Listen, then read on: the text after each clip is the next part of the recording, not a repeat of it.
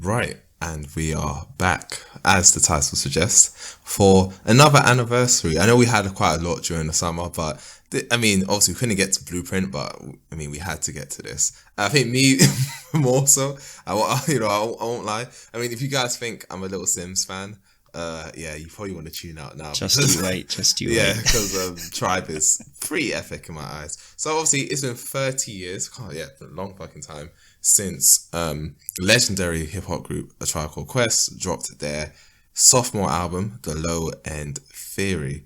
So, like obviously again, me and John weren't even in existence when this album dropped. So this is one of those key examples where you can just kind of go back and just listen to good music. Like you don't like it's funny. It's funny, isn't it? It's funny. Yeah, it's funny that people say, "Oh, I've been hearing so much." I was like, "Oh my gosh, R&B just isn't lit this year," or "Oh, like I'm just not interested to listen to music." It's like music doesn't expire. Like you can just go back and listen to the albums you enjoyed. Like there's actually nothing stopping you doing that.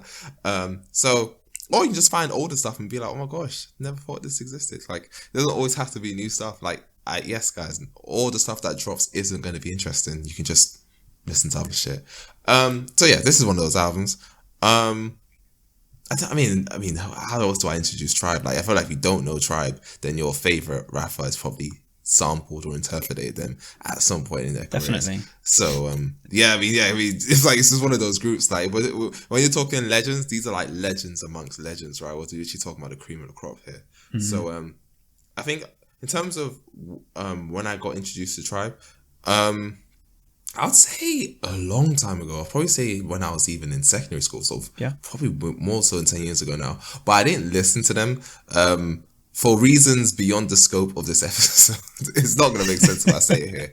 But I didn't get to them until much later. Like literally when I was at university, I was like, okay, you know what? Let me get this album and listen. And at first I was like... Did you start with Low End Theory? Yeah, I started with Low End Theory. Mm-hmm. So, like a typical... So this was before...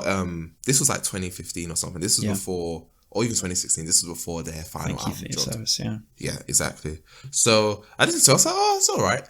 And then I went back to it again just randomly. I was like, holy shit, this album's fire. Like, this album's kind of amazing. So, obviously, ever since then, I've just been absolutely obsessed with the group. Obviously, went through the back catalogue. Found out about Midnight Marauders, People's Instinctive Paths, and stuff like that.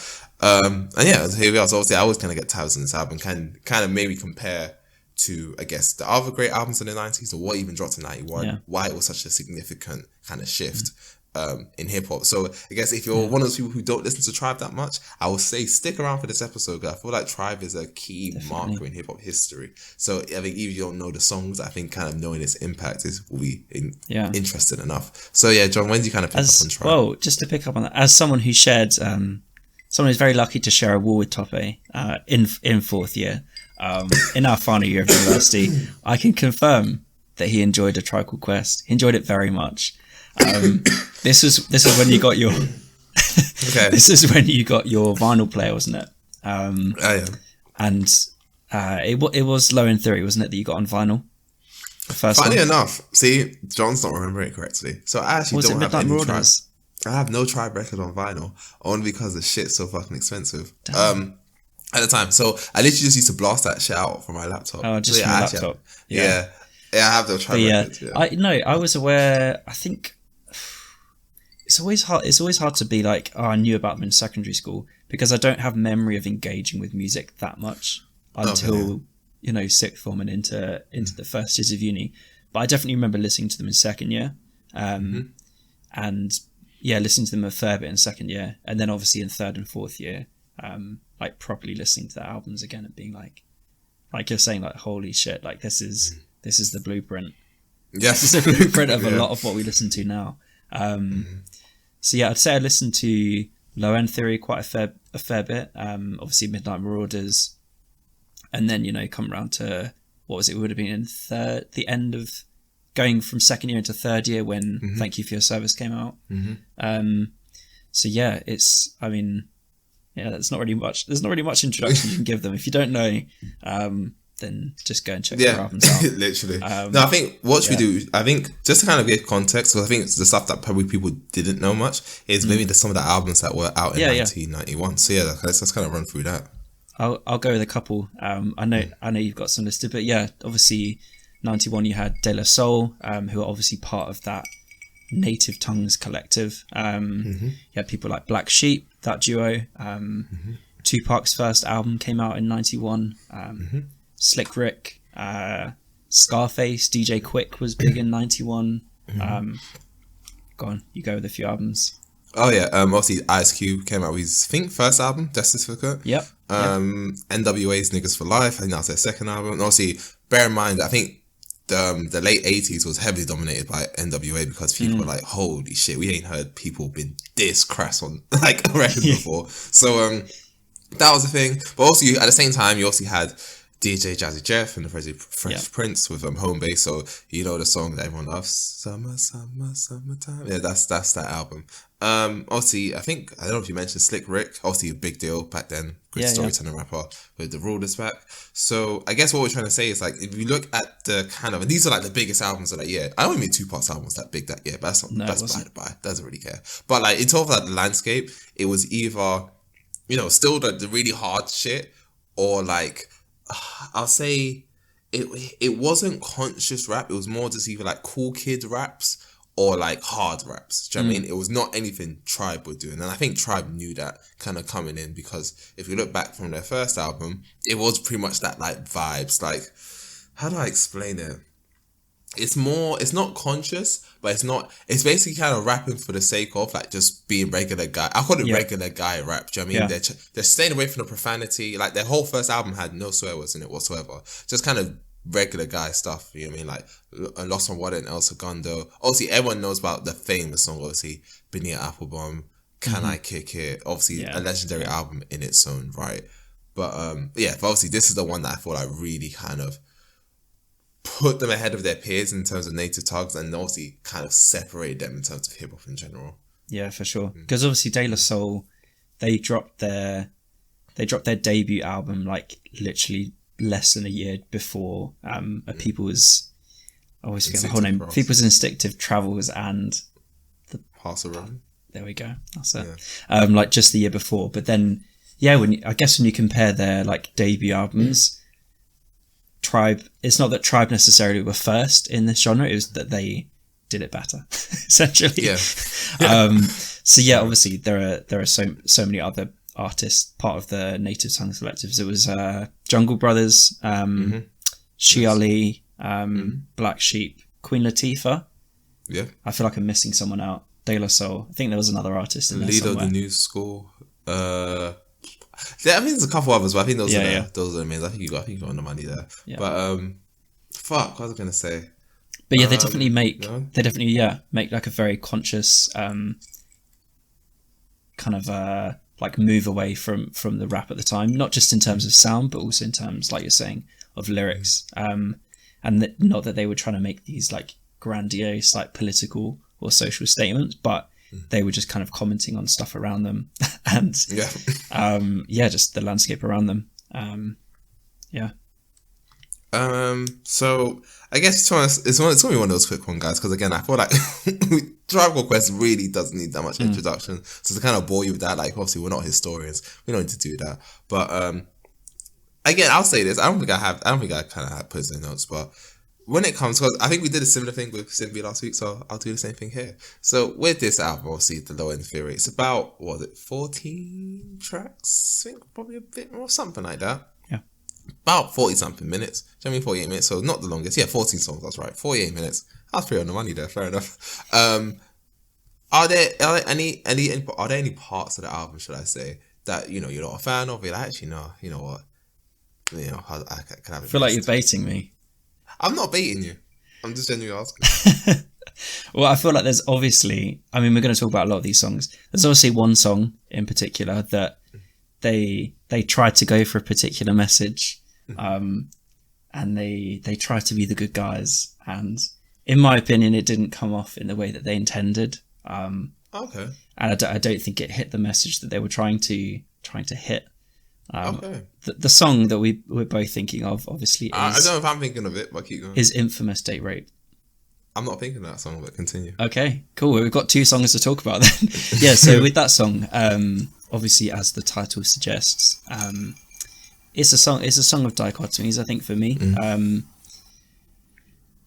I think obviously Q-Tip comes in with his first verse and he's kind of like setting out the issue. I think there'd been a big report at that time. There'd been a lot of surveys kind of coming out around 1990, 1991 about date rape, and it kind of being a thing of like, oh, wow, this is a massive issue. It's affecting a lot of people.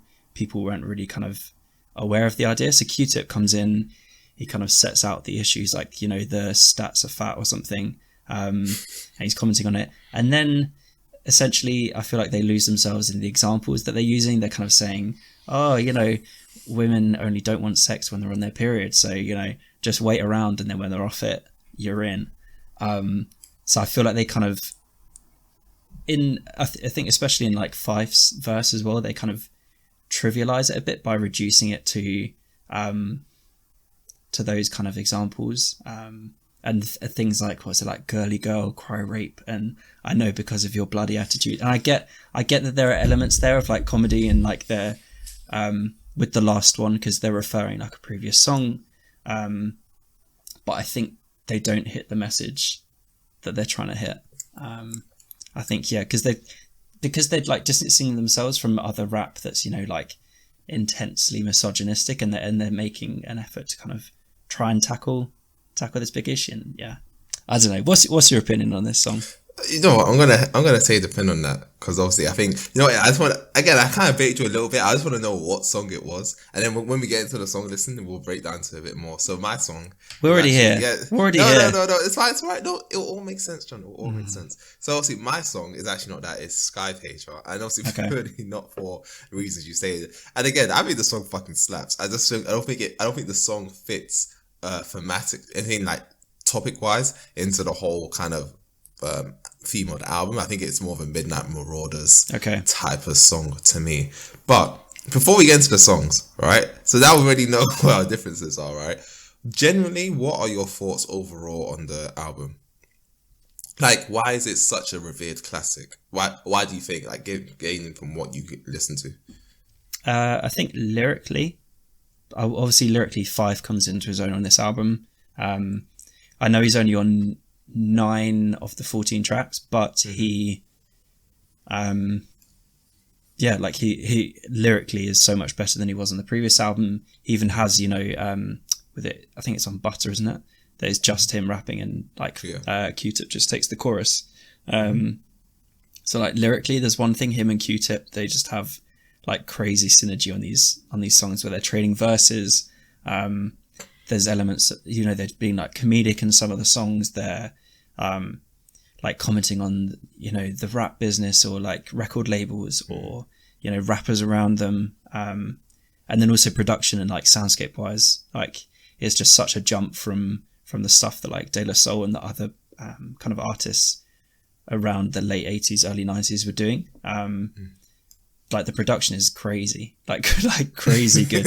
Even like the simpler songs, like you break it down, you're like, it's just amazing. Like there are just these like proper like heads nodding beats that you just like can't get away from. And then finally, right, like legacy and influence, and you'll hear these songs being like just sampled like for days and days. I think even one of them, I can't remember which song I was listening to, and it just made me think of Forbidden Fruit on Born Sinner. And I know it's not a sample of Tribe, but it sounds like a sample of Tribe. It is a sample of Tribe. It is. No, it is a sample of Tribe, but Tribe. It was Willie Hutchinson or something.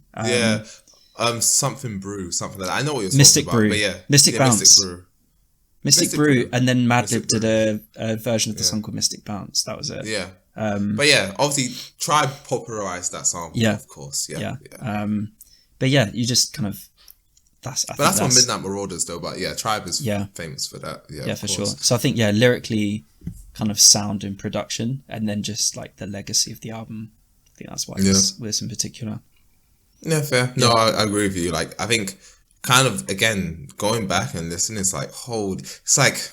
Do you know what, this album is so next level, but it's so humble with it as well. It's like it knows it's being so next level with its approach in terms of jazz rap, in terms of the approach of like rapping on production like this. But yeah, it's just kind of like, oh yeah, you know, we don't want the applause, we don't want the praise. You know, we're just here to have a good time. And it's so immense because anyone else does this, they're swinging their dicks for days, mate. Like you gotta come in with these like really deep grooves grooves or these bass lines. Yeah. The sampling is like fucking insane.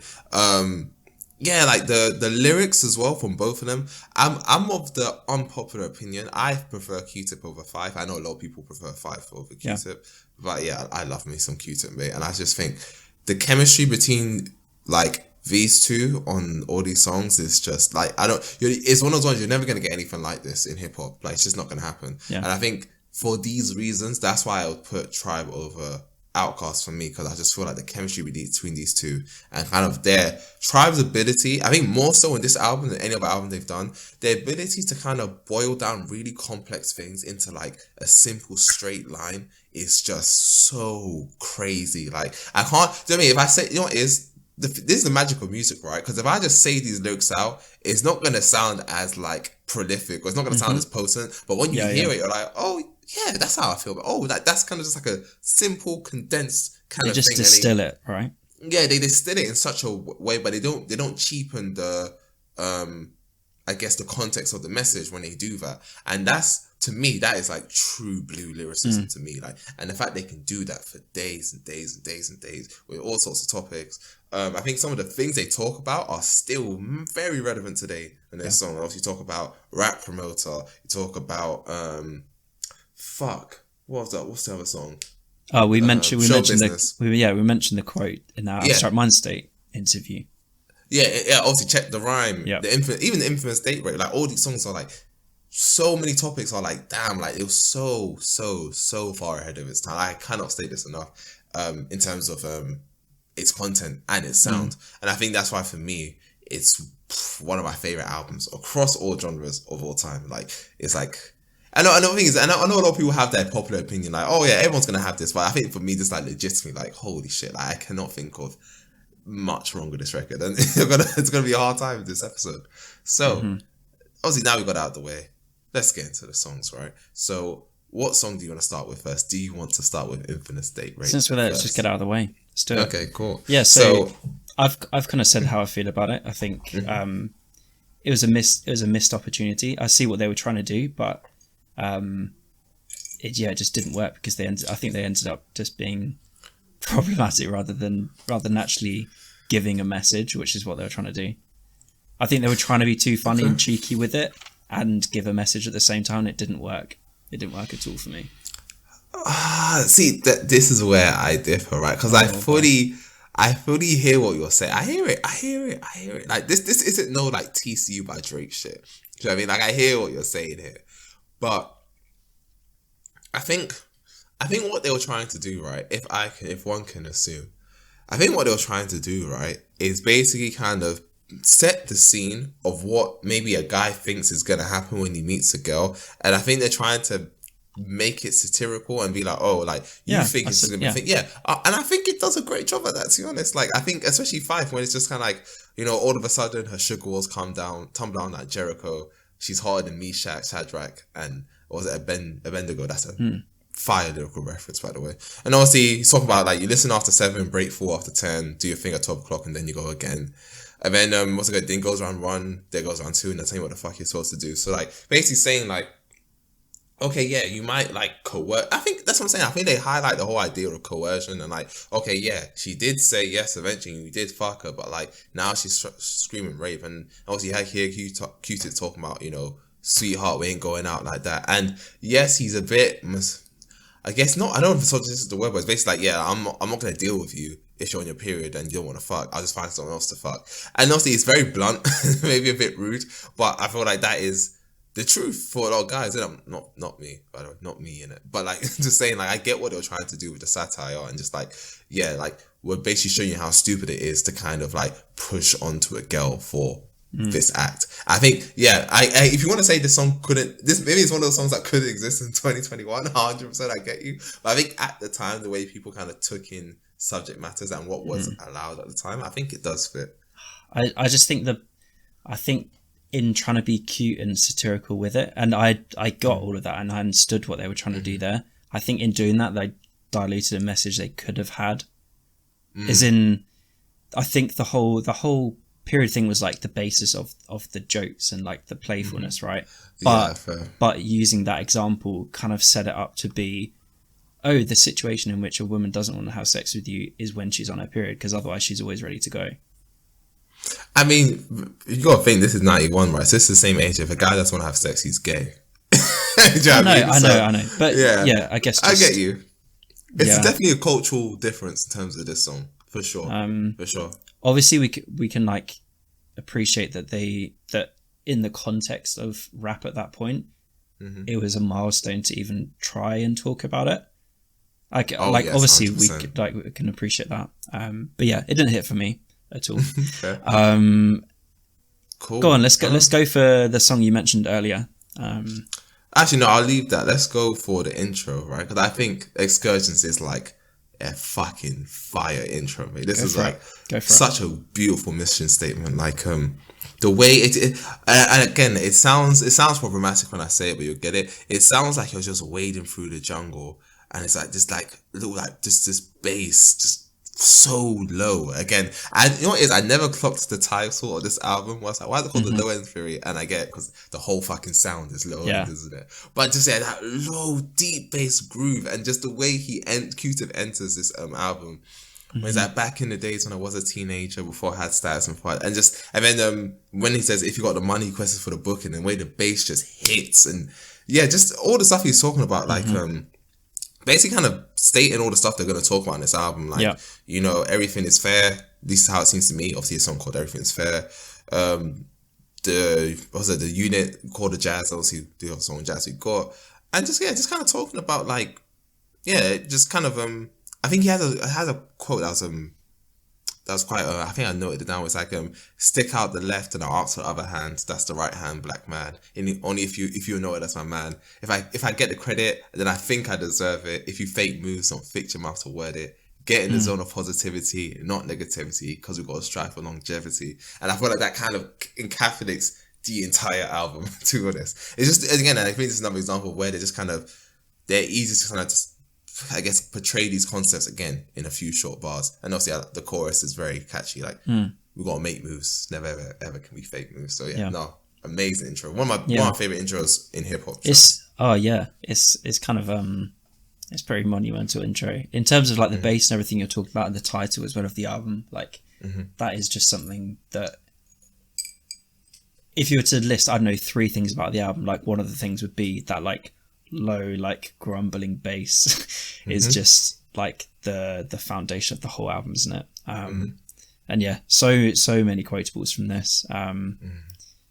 Yeah, I mean, you've kind of quoted some of the best ones there. But yeah, I don't have too much more to add on that one, on the intro. We'll take the next one.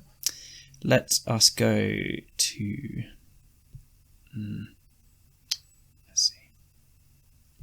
let's go with Check the Rhyme. Ah, yes. Okay. Let's do it. Top 2 best beats on the album for me. Check the Rhyme. Okay. Yeah. I mean, obviously, like we said earlier, the back and forth, the relationship between Fife and Tip is just insane.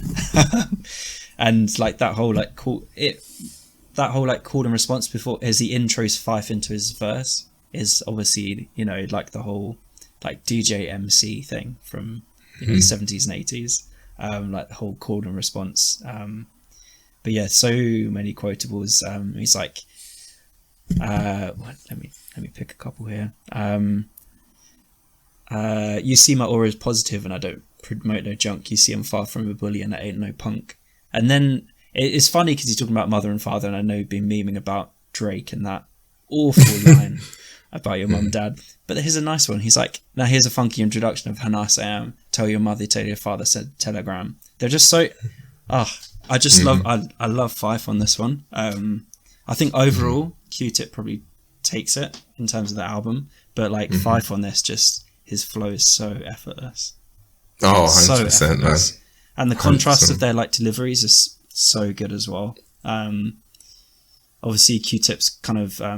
generally speaking, on a lot of his verses, you know, he's more kind of introspective, he's more like contemplative, and kind of like is more lyrical, more funny, more like playful. He just like shoots from the hip and says exactly what he's thinking. Yes, time around. That's it. Shoots from the hip. That's literally Fife. Yeah, Literally, and I think that's what makes him so. I think that's why everyone loves him, innit? Like he's just not. He's not gonna hold back. Like he was like, "Yeah, I'm better than you. I'm better than all those other guys." Yeah. Do you know what I mean? Like he's the one little of those breaks guys. in the instrumental as well on this track where they just kind of cut out and then one of them delivers like one of their best bars. It's just brilliant. Yeah, Great song. I mean, talk about back and forth, man. Holy shit! Like, yeah, I know this is one of the most celebrated songs. Yeah. In all of hip hop, right? Yeah. Obviously, it's such a monumental song. But yeah, I mean, yeah, I think it's because you can, even if you never watched the music video, you could literally just hear them just on top of a roof like they were in the music video, just trading bars. It just feels like the true essence of what hip hop's about, quote unquote. Do you know what I mean? Yeah. But yeah, the back and forth and kind of again, I've got a Q-tip quote and it's a long quote, but I just feel like it's such a good fucking quote, man. When it's like, how far must you go to gain respect? Well, it's kind of simple. Just remain your own, or you'll be crazy, sad, and alone. Like, you know how many, the fucking secrets, how many pages, right? This guy just gave it to you like 4 bars. Then he says, obviously, industry rule number 4080. Record company people are shady. So obviously, kids watch your back because I think they smoke crack. I don't doubt it. It's funny. Look at how they act.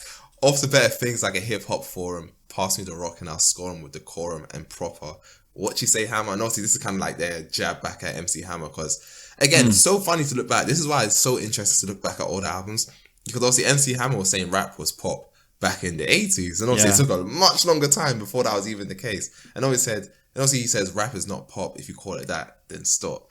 Do you know what I mean? And obviously there was like a whole large pause after you said that. I was like, oh, okay, like, kind of like it was a statement at the time. Do you know what I mean? Like, okay, like rap is rap. Like, we're not pop. We're not trying to make this a pop thing. And yeah, I just think Q-Tip was off the charts in this one, as he is on a lot of these songs. So yeah, no, banging song, man.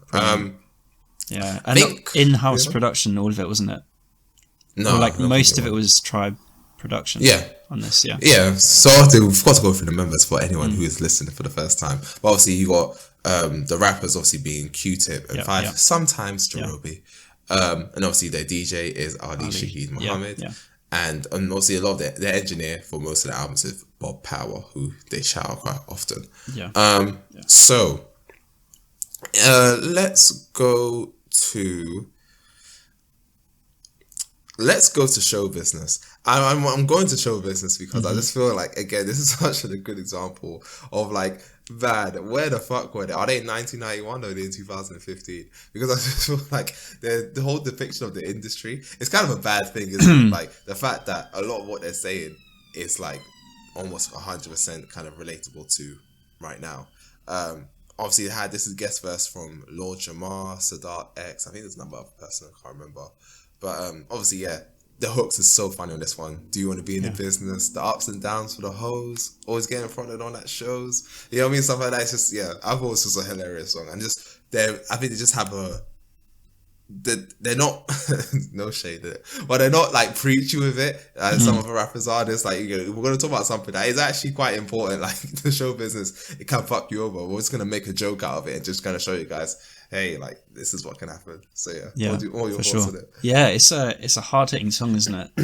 Like there's that heavy bass. It's kind of, it's definitely not as laid back or jazzy as a lot of the other tracks on here. A lot more like boom bap, kind of more telling of the time that it's in. Because obviously, if you listen to a number of the other tracks and you're not familiar with who they are or where it came from, you might not say 1991. But I think this is one of the tracks that like tells its age and its context. But yeah, obviously, classic lines in there. And they kind of, it's more of, it's obviously a lot of subliminals at the record label that they were on, right? Jive Records.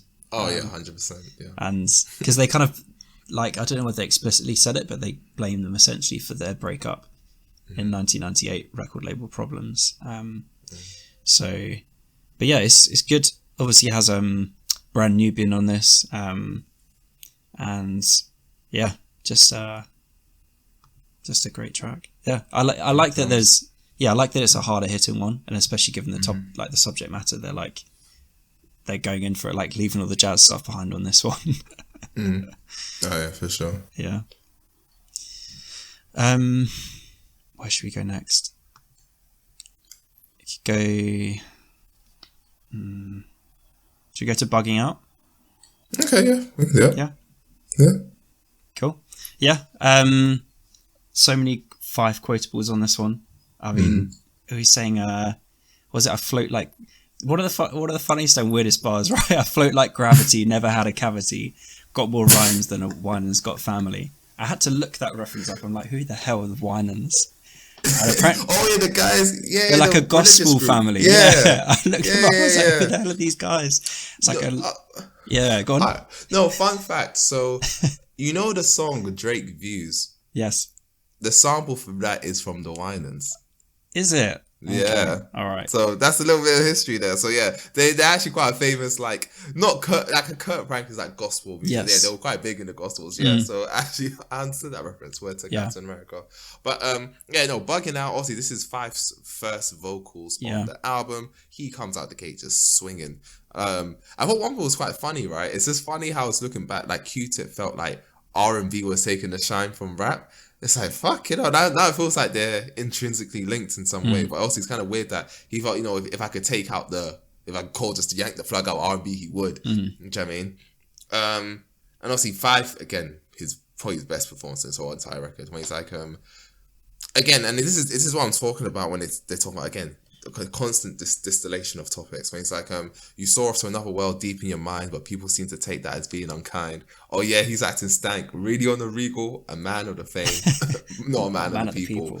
Believe that, but if you want to, but I'll tell you this much: ride on a train with no dough sucks. Which is true. Like I feel like just that whole thing is like, okay, yeah, you're telling me like, oh, I'm famous now, I got money, but yeah, ride on a train with no fucking money is shit. I've been there, Five. I understand that. Like, do you know what I mean? Like, you're those days. Yeah, I don't know if you ever had to do this when like someone taps the oyster and just go walking right behind them, mate. Like no one wants to do that, do they? No one wants to do that. Everyone wants to pay for their way, innit? Like it's just not a fun experience. So yeah, like I just feel like it's just his way of kind of portraying things is just so hilarious. So it's funny. But yeah, no, he definitely like we were saying so many times, he definitely comes into his own on this album, and also considering that, I guess in like preparation for this album, did you hear the story of like, was it Q-Tip like bumped into him somewhere in Queens, right? And he's like, I need you on this next album. Like, I need you on this next album. Because I think they were like, obviously, the stories were that like they were in kind of like different places in terms of their like commitment to music at this point. And that like Q-Tip was obviously like fully focused on making this next album, like the one. And Fife was still kind of 1 foot in, 1 foot out, still kind of like living his life. So yeah, and obviously, I mean, it worked because straight out the gate. I mean, imagine fucking that. Do you know how pissed off I'd be? Because how old was Q-Tip when they made that? He was 20 years old, wasn't he? How old? Yeah, imagine a fucking 20-year-old coming up to you and be like, yeah, you need to take your life seriously, mate. Like, who the fuck are you? Like, do you know what I mean? Like, you just got here. How old was Fife for that? I don't remember. Ooh, I don't know. Oh, I'm going to have to search that up. But yeah, I was like, you can't be that much. I think they're around the same age. So it's like, who the fuck are you, man? Like, I'll be mad pissed. Obviously, he passed away 1970, so he was around 20 years old. They're around the same age, right? When they were making the album, so 1990. So yeah, I'll be fucking pissed. Like, yeah, look, what are you doing, mate? Like, literally, obviously, if you kind of listen to the lyrics in this album, this guy was just like a couple years off from smoking weed and having fucking orgies. So who the fuck are you trying to tell me? Oh, actually, it's like one of those guys who gets out of prison. It's like, yeah, you need to be focused on your books. Obviously, like what the hell? Like, who the fuck are you? Like, I mean, yeah, sorry, that just triggered me. But yeah, of course. Like obviously, like I think Q-Tip. I think you can tell from this album and later albums, he's a massive perfectionist, right? Like huge, and obviously he did want to make a statement in terms of kind of putting his staple in the rap game. Cause I think they always felt like they had something to show, and obviously, fair enough, it worked out in it. But these guys are like, younger than Dave when he dropped Psychodrama. So it's just it's one of those ones where like the album is legitimately like perfect, but like there's nothing to suggest that would happen from like a bunch of kids. Do you know what I mean? So, but then again, back in the days, they didn't use age as an excuse. They just fucking go on with it, didn't they? So, anyways, moving on. Another Q-Tip highlight that I want to kind of fangirl over is the song What. So, the song is called What with question mark. So, I'm not usually a fan of songs with repetition and they use the word. So, for example, I think a more recent example is J. Cole's Close, where he kind of plays on the word close. And obviously did a good job at it, but in terms of songs that kind of repeat the word and focus on the one central word, this is probably the best song to ever do it. It's literally like, this is such a fucking banger, and it uses the word what like how many times, but like it's just so fun, and it's just a perfect balance between like extremely profound and funny as hell, and like, what's the word, like it just has a balance of like satire, really profound, like serious, like, do you know what I mean? It's just yes, proper thought-provoking song. So yeah, just all the watts were just so just be like, you know, there'll be, I know, some like film music, like culture references, like, oh cool, yeah, and then you suddenly say something like, oh yeah, hold on a second. Yeah, like you'll be like, what is hip hop if it doesn't have violence? Chill for a minute, Dougie Fresh said science. Or you'll be like, or something funny like, what is a what if you ain't got a gun? And it's funny, but it's true. Yeah. What is a what if you ain't got a gun? Like, do you know what I mean? Like, yeah, or obviously the funny ones, like you said, what's Clark Kent without a telephone booth? What's liquor if it ain't 80 proof? Yeah. Yeah. What did you say about was it about threesomes? What's the magic of 12? Or what is sex when you have 3 people? And then right after, what are laws if they ain't fair and equal? Do you know what I mean? Like, yeah, no, this song is truly amazing. Like, he was in his bag when he made this one, man. Fucking hell, yeah. Yeah. Not much to say about it. It's literally just, what is this? And some of them are rhetorical, some of them he answers. And yeah, it's just, one of those really great songs, man, honestly. Yeah, for sure. All right, should we pick kind of, how many more should we go for?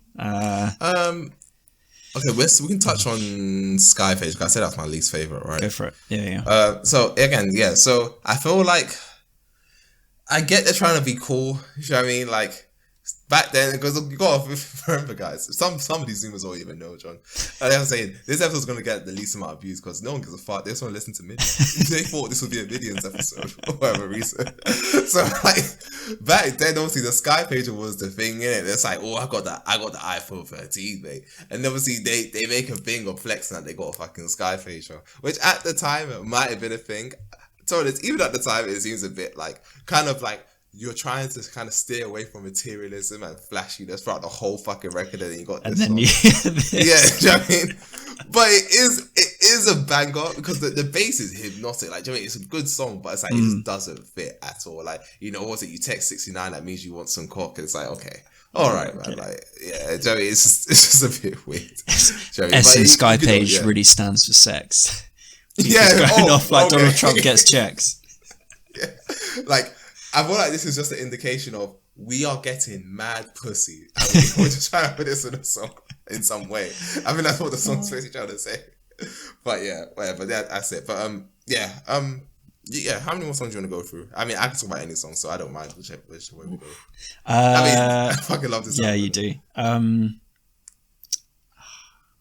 trying to think. I mean, we can talk about Butter a little bit. I mean, obviously that was one that we kind of said that like Fife was like, no, this is me. I mean, I feel like some of his funnier verses are on this one. Like, there's also I guess something that happens like throughout the album, right? We've talked about like the bass being kind of like the kind of like foundation. Then you've got almost every song like samples some kind of like 60s jazz song, 70s jazz song. But then obviously you've got kind of like bits of piano in this, and kind of like Fife saying, what's that line where he's like, all of a sudden, piss off ho, Fife this, Fife that, where you going, where you at? These girls don't know me from Jack, now I feel like the Mac. I mean, you say the truth. I mean, do you know what's funny? Because I do feel like more so than the infamous date rape, if this song came out, like, I mean, back when fucking Kendrick said, show me something natural like arses and stretch marks, women had a problem with that anyways. So like, imagine this song comes out, man. I don't think they was like this one, John. Even though, I'll say it on record, mate, I think this song is fucking fire. I think this song is factual from top to bottom, to be honest. I mean, obviously the first verse was kind of funny, talking about how he got played by a woman, which, you know, again, very relevant today, given the sexual liberation of humans in general, but more so women. But yeah, and obviously the second verse, when he's kind of talking about basically what the fuck, how should I word it? He's basically kind of talking about like how women kind of like enhance themselves, and basically you don't need to do that, and basically who you by yourself would have been enough to get my attention. But you just thought you need to do all this stuff. Like it's basically, I think he called it like something like a fucking cyborg or something like that. So here's a quote where he says, "If I think we were talking about hair, where he's like, if you can't achieve it, then why not try and weave it? If you can't extend it, then you might as well suspend it. If you can't braid it, best thing to do is fade it. I asked who did your hair, and you tell me Diane made it. If you were you and just you, talk to you maybe, but I can't stand no bionic lady." And I mean, there's something to be said about that. Yes, he's calling women out for kind of doing these things, and again, you can make a whole heap of arguments of why women should do these things, right? But I think he's also trying to promote like you just being who you are, whether it's short hair, long hair. If you can't grow hair, it doesn't really give a fuck. Like if you just kind of were confident in who you are, that's what he's looking for. Not someone who's trying to hide behind all this like very trivial and vain stuff. I don't know, that's kind of what I got from it. What did you think? I mean, similar. Like I think he's obviously noticing how people are like acting up or like treating him differently or putting all of these like airs and graces to try and get his attention. And the hair thing's funny because he mentions it earlier on as well, doesn't he? He's like, you get an E for effort and a T for nice try. Now tell me what's the reason for dyeing your hair? Yeah, it's a funny one. I can take us to the next one. Yeah. You want to take us to the next one? I'm taking us to the next one. Yeah. If you want to talk a couple more, then down. We're only about an hour in, so not too bad. Let's have a look. Verses from Abstract. Let's go with that. Okay. Kick us off. Yeah, so I think in terms of beat, like the thing that catches me from this one is like that bass cello. I've forgotten the name of the artist, but there was a guy obviously at the time that they. Do you know? Well, verses Verses from the Abstract. The guy. The guy. Oh. Yeah, the guy that does the bass cello on this. Oh, I don't know like the real bass like cello. yeah, which like kind of feels like it's like the centerpiece of this instrumental. Feels like I'm driving through the city or something like an interstate. It's so fucking cool, isn't it? Yeah. It's hard. It's hard to explain how good this one is. But I feel like one of the most. It's like one of the most for me, like one of the most iconic like intro like lines from Q-Tip. He's like, once had a fetish with some booty. Now I'm getting funky and rapping. That's my GT. But yeah, it's probably one of the top couple of songs on this for me. I think that for sure. Yeah. In terms of like instrumental as well, it's just It's, and obviously shout out Video Mexico on the hook. Finally, there's a bit of that competition for her, obviously, because she was on De La's album, and obviously Tribe was trying to up De La. Yeah, that's really funny as well. Like honestly, it makes you want to tap into Video Mexico's catalog. Actually, I never have, but yeah, she's a banging singer. I thought it was a sample because of kind of how well she blended into the low end type of sound. It doesn't feel like she stands out at all. But this song is, I mean. Again, like I said, I favor Q-Tip. I think he's in his absolute bag on this one. Like, holy shit. So many quotables. Because a lot of these songs have like a groovy bass line, but they have a way to make it, none of them sound the same. It's not like you listen to the same beat over and over again. They add something different every time. And this one has like a proper kick that goes throughout the whole track. So many fucking quotables. Like, don't move to rebuttal, wave your hand for action. Some women in the 90s want more than satisfaction. They want keys and G's and all those silly things. Thank fuck you're not in your 20s now, Q-Tip. Like, they want more than keys and G's, mate. Like, boy, if that was how it was in the 90s, woof. Boy, I don't know what you're doing now. And obviously another one, the thing that men and women need to do is stick together. Progressions can't be made if we're separate forever. Facts. If flexing is your motive, then you don't like survival. One of my favorite lines on the entire record. It's one of there's one of those lines I just kind of keep. It's like, it's true. Like, there's so many ways you can take that, right? Like, you don't like survival because maybe someone's gonna target you and kill you, or maybe you don't have enough financial survivability. Like, so, you know what I mean? Like, this is the thing about Tribe is so interesting. But the Q-Tip just murders it. Was it the girl who used to rock her mum's was a Quaker? Now what does that make her? The evil money taker, the crazy move maker. I used that to move to fate breaker. Yeah. Yeah. And his flows as well. One thing that I think they don't get enough credit for is their rhyming schemes are quite odd. Like they're not very like, because the way Listen. obviously no, sorry, I'm jumping across you, but like with these like jazz beats, like they're so lots of like changing like rhythms and like very like staccato sometimes, so it forces them to like rap at really odd tempos. And like you can't, if you haven't heard the song before and you try and rap along to it, you're like, like it takes practice. Like it's crazy the tempo of this. Go on. Yeah, no, it's exactly what I was gonna say. Like it's very, very weird. Like, and at the time it wasn't. I don't think it's something that was quite, prolific. Oh no, it wasn't something that was quite like what's the word? Prominent. That's the word. It wasn't as prominent. So it's like their ability to kind of do it on some of these samples that use again because they use samples in a weird way. It's like fucking hell, man. Like that's the one thing they don't really get credit for because they're not the most up tempo guys. They're not shouting or anything like that. It's just really. It's really low back. It's modest. This album's so fucking modest, isn't it? So you don't. It's like it kind of reminds me of how No Name raps. It's just modest, and you if you miss it, and if you catch it, you're like holy shit, that is something, isn't it? Like that's one thing that I picked up on this. But one song actually, I'll take you to one song actually. Jazz We Got, because I feel like this is when you know they're just different. They're just different to everyone else. Do you know what I mean? Like this song is pure jazz in terms of instrumental. And even though they are quite, I won't say serious and reckless records, but I feel like this is the one where they're like, we want to be like very direct here. Some of the most profound lyrics from both of them, really, on this one. When I think if I got any other quotes in this.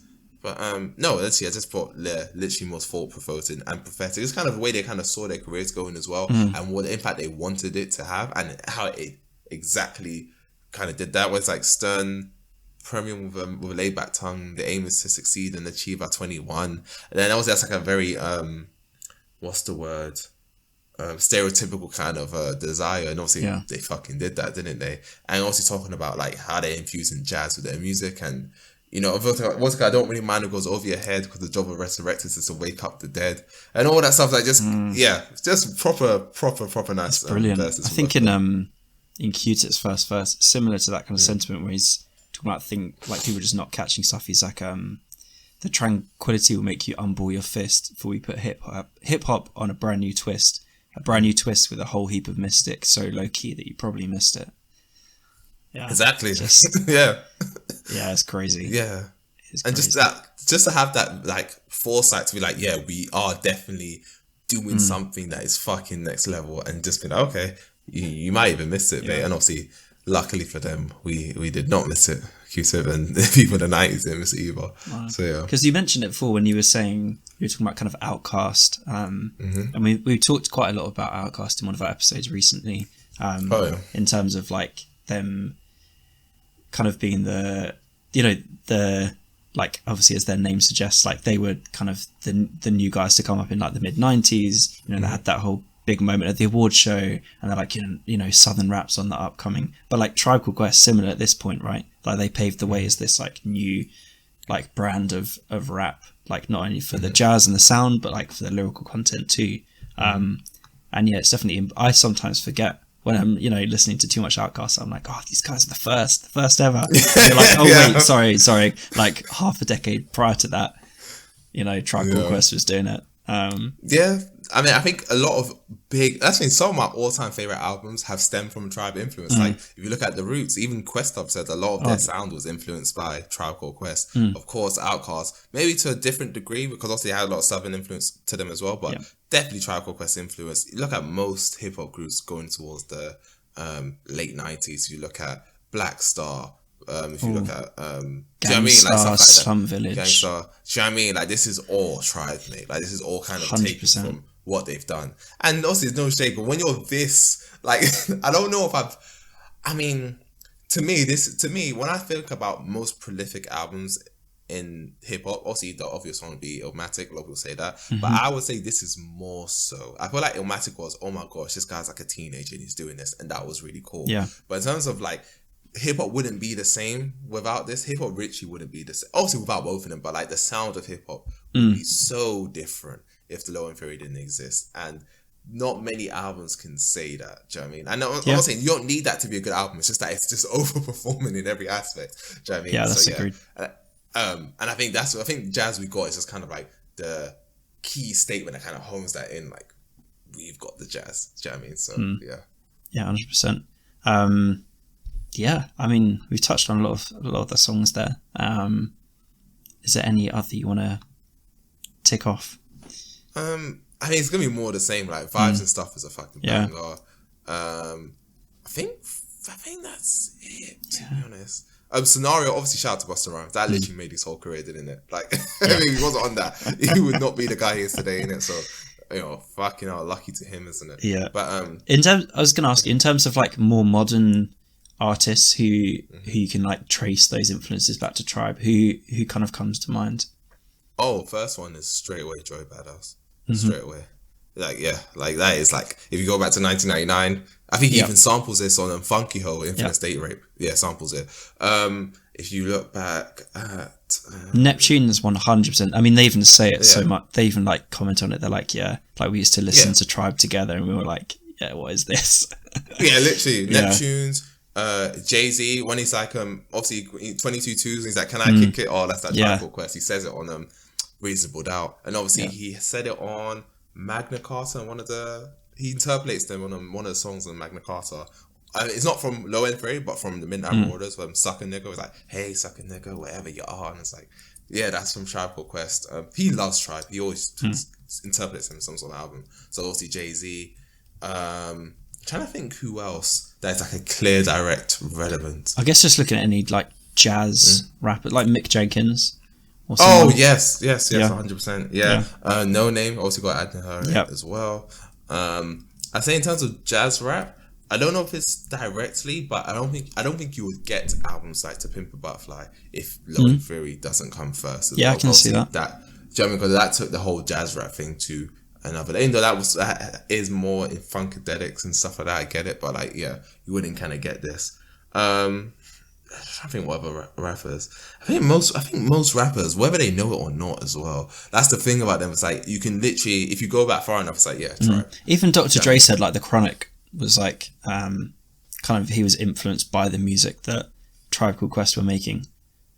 Yeah. For his sound on that, which is obviously crazy because they were influenced by NWA, and then their version, their influence. Then as Dr. Dre went solo, they were like, oh yeah, he kind of, and that obviously his album, brought like Snoop Dogg and so many other artists to the foreground. So yeah, it's crazy. Yeah. This because I think their influence was obviously NWA had so much profanity, and I think they made it a mission to be like, no, we don't need. I mean, a lot of these songs are literally like it's omitted, like they kind of take out the explicit words when they don't feel like they need them, which is quite weird. Because when I heard the album for the first time, I was like, so where's the explicit version? I was like, oh shit, that is just the version, isn't it? Yeah, that was it. Do you know what I mean? And obviously some songs they do use it when. And I think they have a lyric where they talk about it. It was like they only do it when they feel like it's necessary. Which again, going from fucking NWA, which was one of the biggest rap groups in the world at the time, to this, it's like complete. And to think there's an influence or a link, because Q-Tip said like, niggas and what is the album name? Straight Outta Compton. Sorry, don't know why I thought Straight Outta Compton was one of his favorite albums, which is weird to think that influences this. Do you know what I mean? Obviously, it all kind of circles back, but yeah, in terms of any rapper that's kind of quote unquote conscious, probably stems from sort of Tribe influence. Do you know what I mean? I think like that is where it comes from. The kind of the balance from it. I was gonna say, would you say this is like their best one? Because Tribe obviously has some very prolific records under their belt. It's definitely the most iconic. I always oscillate. I think for a while, Midnight Marauders, I was like, no, this is the one. Like, this is the one. So it is hard. I think I do go back and forth between them. I think when I go long enough without hearing Low End Theory and I come back to it, I'm like, oh no, but this is just the blueprint. No, this is better. This is better. So it's hard. I definitely put those two up there.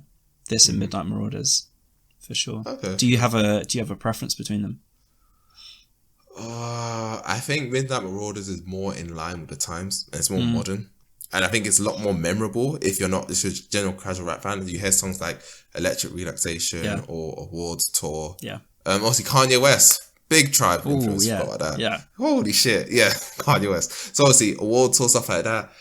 So I guess it's a lot more accessible because obviously Low End Theory at the time, that's experimental as fuck, right? Like, what the hell is this? Like, the sound's not even that loud. It's very low end. Like, what the hell is this? But I do mix between the two as well. I think as of 2021, I would say Low End Theory because I just look at it and just like, oh my gosh, this is as good as it gets for me. Like, you can't really get much better than this. Even though this album's old as fuck, it's 30 years old, isn't it? But I still love it today. And that's not me being an old head. Like, it's one of those ones where I'm not one of those people who will force myself to like something old because it's old. Like, Wu-Tang's 36 Chambers isn't my favorite album ever. Like, I like it, but it's not like, holy shit, this is amazing top to bottom. I don't feel that way about it. But this one, it's like, holy shit. Like, yeah, like top to bottom, like, it's so fun. It's so, and it's just, I think the added context when you find out, you don't even need to know it's prolific to enjoy it. But when you add all that other stuff, like, holy shit, they were the first to do this. It's like, man, and you kind of hear all your favorite rappers from today. You kind of hear it in this album as well. It's like, there you go. Like, yeah, there's not much wrong with this album, man. There's not. I don't think there's anything wrong. If I'm being honest, I don't think there's anything wrong with it. But yeah, like it's really one of those like, you're probably not gonna get something like this again type of albums, and you wouldn't need just the one song for me. But otherwise, 13 out of 14. I mean, that's I get it. But I mean, like, in terms of like, would I change anything if I was in 1991? No, but I wouldn't. I'm not gonna lie. Like, but I get what you're saying. But yeah, I'll say this: Midnight Marauders. I think my third would probably be We Got It From Here. Oh yeah, I thought it would be. I think that would be my third because that album is. And again, just to speak to their chemistry, right? Because we're never going to get another Tribe album again. But the fact that they were able to come back, I think it kind of makes sense looking back why Tribe was such a short-lived group, because they were so focused on being like pioneers, and they were for almost every fucking album, right? You can't do that forever. Like, the fact that they did it twice, like lightning struck twice for them, is like literally almost all their albums are like in most people's all-times list. Like almost every single one. They've never had a bad album. So they had like what, 89 to 99, something like that, 10 years. Fair enough. Like, you dropped 4 albums that are going to live forever in hip-hop. That's that's the best you can ask for. The fact that they can come back, what, well, it was 90 to 98, wasn't it? Oh, the albums, the Love Movement was 98. Oh, okay, man. And then okay, fair enough. People's was 90. Oh, was it 90? Oh, I don't know. I thought it was 89. Fair enough. Yeah. So obviously to come back even 18 years later and drop their final record, and to be as good as it was. Good as it was, like, that was probably album of the year. Was it album of the year for me? I think it was album of the year. Yes, it was. Yes, it was album of the year. Yeah. So I've been doing this for a long time, boys. But yeah, the fact that it came out in like November, instantly album of the year, it would have been Telephone, mate. But it's like, fuck, like, that is. You can't buy that. Do you know what I mean? Whatever they had, you can't make it. It's just, that's what I thought about it. Agreed. Yeah. That's a good note to end on. Very cool. Yeah. Obviously, we highly recommend this, along with all their other albums. So do give a listen, and obviously once you've done that, let us know what you think. Do you think this is a good entry to Vibe Tribe? Sorry. Do you think this, like, if I'm yes, this is the entry. Yeah. Okay. So if you're gonna listen to one album to get an idea, this is the one for sure. Okay. Yeah. Okay. Cool. Fair. But yeah, let us know what your thoughts are on the album. If you're a big fan of them, then let us know what you thought of our thoughts of it on Twitter, obviously at TVC Pod, on Instagram Vinyl Collective Pod. Again, email vinylcollectivepod@gmail.com. Yeah, always happy to hear what you guys' takes are on it. But yeah, as ever, we have our Now and Then playlist. Every week we pick a throwback song. I think we've had songs from this. We've had a couple of songs from the 60s, haven't we? A couple of 70s songs. And then also a new song. So something from, I think it was the last 2 years. So do you want to kick us off? Because like last week, I haven't picked my songs yet. No, that's no worries. So I don't know if it counts as a Ven, but it's 4 years old. I don't know if I have Louder by Jid on there. I don't think I do. I don't think you hear from memory. No. Okay. So Louder by Jid. I mean, I think I think I was listening to a Dead End Hip Hop video and I was talking about how I was like, damn, that song is fucking sick, isn't it? Like, holy shit. I don't know. It's so weird how people are like on the fence about Jid. It's like it just blows my mind. And then my now song. Ooh, what are we going to pick? Yikes. I'll choose Mobbin by Millions. That song is a fucking banger. I'll go with that one. It's good. Yeah. Right. My now song is going to be...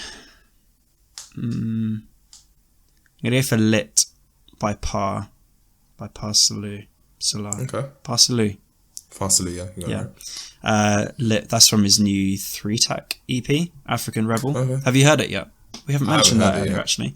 No, we talked about Tia Wayne's thing, did we? Yeah. No, we didn't. No, we haven't. Yeah. I haven't mentioned it. And obviously that features the artist. I don't want to butcher his name. He was on. No, he was on Little Sims's album. Oh, Abonaya. Yeah, there we go. Abonaya, yeah. Oh, he's on there. Oh, okay. Yeah, he's on the second. I'm happy. I'm happy he's getting his name out because he is a talent, mate. Yeah, shout out to Sims. 100%. But yeah, I'll go for Lit, which is the third track on that EP. Mm-hmm. And my then song, I realise we don't have any singles from Big L, so I'll go with MVP by Big L. Ah, yes. I think he was on a Big Pun song that's on the playlist, but yeah, I'll go with MVP. Oh, I think I put him on. I think was it you in it? Something like that. I think I put Big Puns on there. Yeah, you did. Funny enough, again, when we before we close out, our ritual again, it works. I'm telling you guys, a lot of the artists we've mentioned since we've been doing the Vinyl Collective have actually all dropped this year. When Ishan was on the episode, I don't know if you remember, we talked about AZ being gone for a long time. We did. And what happened? What happened? Dropped an album last week. Like, what are the fucking chances, mate? Like, that is just insane, isn't it? But yeah, no, I mean, after this, John, we are going to be 1 year old. Have you got anything to say? Yeah. I mean, we're gonna have a mega. We'll have a whole episode next week. So I guess whilst it's just me and you in our intimate session, is there anything you want to say? Like, how do you feel? It's been a crazy year, hasn't it? I mean, I kind of look back and like thinking what our initial episodes were like. I mean, I'm not a natural orator, but I feel like it's funny to look back and kind of see the way that we talked about music to start with. You know, it was all kind of, I think I was very, very nervous talking about it in front of the mic, but you just kind of settle into it, don't you? Yeah, I think I've enjoyed it more and more as we've gone along as well. Just like as well, because like listening to music comes very naturally to both of us. It's something we enjoy doing, but then actually like putting yourself down to work and like you listing albums, being like, I need to listen to this, like it pays off, because then when we come together on a Wednesday or a Thursday and we talk about it, it's like, oh damn, like you know, this is why we do it. For all the 30 listeners out there, thank you very much. So all you guys, yeah, it's good. Yeah, no, I mean, any words from you? No, I mean, shout out to us obviously for doing this. Shout out to us for putting this idea together. Obviously, shout out to my lovely darling for pushing me to do this, because I was in San on the fence for a while. Yeah. So hopefully this doesn't age badly, but fuck it, I'm here now. But yeah, shout out to us for getting the logo done, executed on it, fucking doing it for a whole year. Shout out to us for kind of giving unique conversations that I don't think much people are bringing. I feel like our type of content isn't like, I won't say it's for teenagers for sure. I think it's like, like people our age, like not grown man discussions, but like it's not fucking gimmicky. I don't think. I think we still have a lot of banter, I think. So yeah, I think we're doing pretty good. Yeah, such a massive difference from when we started, man. And but obviously, I remember first thinking, yeah, John's like, am I ready to podcast in time? I could kind of get that vibe, and it's like, it's kind of fun just kind of seeing both of us for sure kind of grow into it and be like, yeah, fuck it, like it is what it is. Do you know what I mean? I don't care who listens to this at some point. I think at some point you can't give a fuck every episode. It's just not going to work that way. But yeah, it's just incredible. Like, I think I'll definitely talk about it more next week. But it's just kind of crazy looking back at all the type of people we've met through doing this, or the things people we've interviewed kind of things as well. Yeah, like, do you know what I mean? Like, we've done music we kind of discovered. I don't think we would have otherwise. Yeah, just doing this journey. So obviously, I'm not one of those people. I have no expectations. I mean, I'm happy with my life, innit? Whatever happens, happens. But it's kind of interesting, like, this is year one, then who knows what the next 12 months or whatever the fuck happens brings us, do you know what I mean? We'll so, see. yeah, it's been pretty fun, man. Shout out to you, mate. Yeah, we'll be back, obviously, with anniversary episode next week. Until then. Yeah. Until then, man. Peace out.